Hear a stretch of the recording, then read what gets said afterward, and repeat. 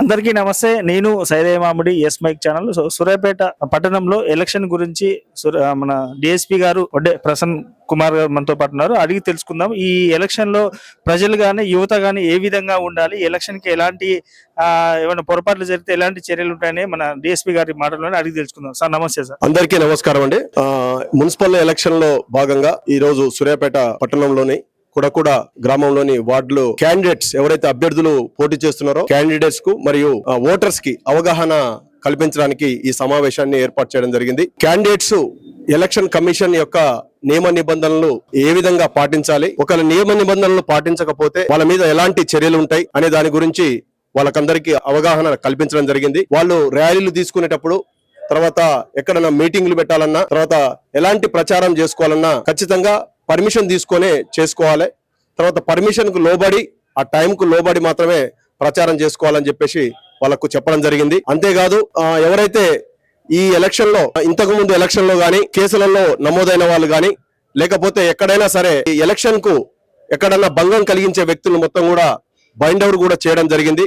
వాళ్ళందరినీ కూడా 5 లక్షల రూపాయలకు పూచికత్తు మీద బైండ్ ఓవర్ చేయడం జరిగింది. అది కూడా వాళ్ళందరికీ కూడా తెలియజేయడం జరిగింది. ఎవరు కూడా ఎలాంటి హింసాత్మక సంఘటనలు కానీ లేదంటే ఎలాంటి లాండ్ ఆర్డర్ ప్రాబ్లం క్రియేట్ చేసే విధంగా ఎవరు కూడా వ్యవహరించొద్దు. ఎవరు వ్యవహరించినా వాళ్ళ మీద కఠినంగా చర్య తీసుకోవడం జరుగుతుందని చెప్పేసి వాళ్ళకు చెప్పడం జరిగింది.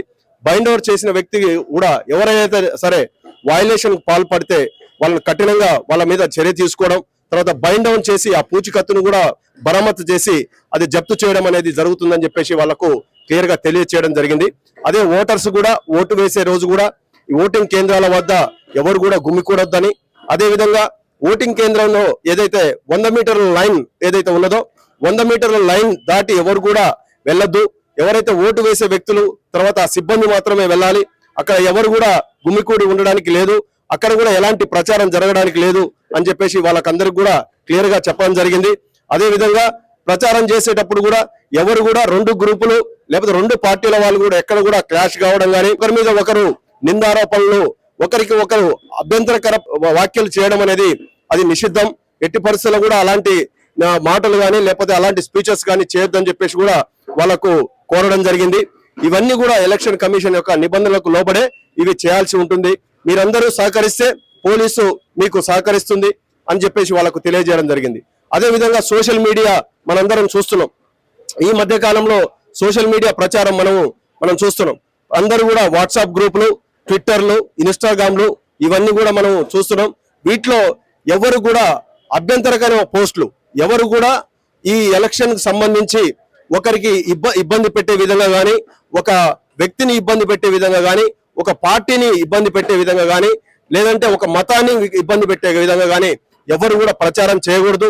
ఎందుకంటే ఈ సందర్భంగా చాలా చట్టాలు అనేది అమల్లో ఉన్నాయి. ఎస్సీ ఎస్టీ చట్టం కానీ లేదంటే మున్సిపల్ యాక్ట్ కానీ లేకపోతే ఇలాంటి మన బిఎన్ఎస్ చట్టాలు కానీ ఇవన్నీ కూడా మనకు అమల్లో ఉన్నాయి. వాటి ప్రకారం ఎవరైతే ఈ నిబంధనలు ఉల్లంఘించి ఎవరైతే వ్యవహారానికి పాల్పడతారో వాళ్ళ మీద కఠినంగా చర్యలు తీసుకోవడం అనేది జరుగుతుందని చెప్పేసి వాళ్ళకందరికి కూడా ఈ సందర్భంగా తెలియజేయడం జరిగింది. మీరందరూ కూడా సహకరించాలి. ఇలా మీరందరూ కూడా పీస్ఫుల్ ఎలక్షన్ జరగడానికి, మన పట్టణంలో పీస్ఫుల్ ఎలక్షన్ జరిగి మన మంచి పేరు తెచ్చుకోవాలనే విధంగా అందరికి కూడా తెలియజేయడం జరిగింది.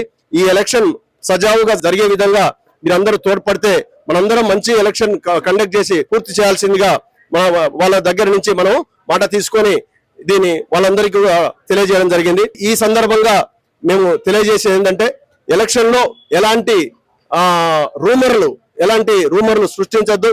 ఎవరైనా రూమర్లు సృష్టించిన వాళ్ళు ఎట్టి పరిస్థితులు నమ్మొద్దు అని చెప్పేసి కూడా ఈ సందర్భంగా మీకు తెలియజేస్తున్నాం. సార్ కొంచెం ప్రాబ్లమేటిక్ ఏరియాలలో అంటే హాట్స్పాట్లుగా గుర్తించిన ఏరియాలు అంటే అక్కడ పోలీస్ డిపార్ట్మెంట్ పరంగా ఎలాంటి చర్యలు చేపడుతున్నారు?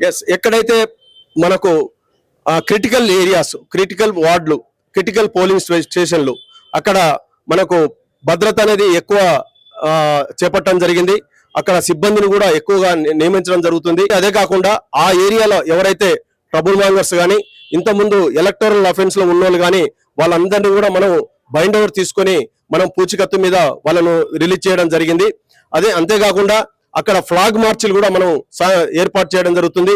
తర్వాత వాళ్ళకు అవేర్నెస్ మీటింగ్స్ కూడా గ్రామంలో ఉన్న ప్రతి ఒక్కరికి కూడా అవేర్నెస్ మీటింగ్స్ కూడా కండక్ట్ చేసి వాళ్ళకు చెప్పడం జరుగుతుంది.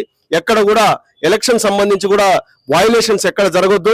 మీరందరూ ఎలక్షన్ నిబంధనలు ఖచ్చితంగా పాటించాలి, ఓటర్లు పాటించాలి, తర్వాత అభ్యర్థులు కూడా పాటించి ఎలక్షన్ సజావుగా జరిగేటట్టు మాకు తోడ్పాటు చేయాలని చెప్పేసి వాళ్ళని కోరడం జరిగింది.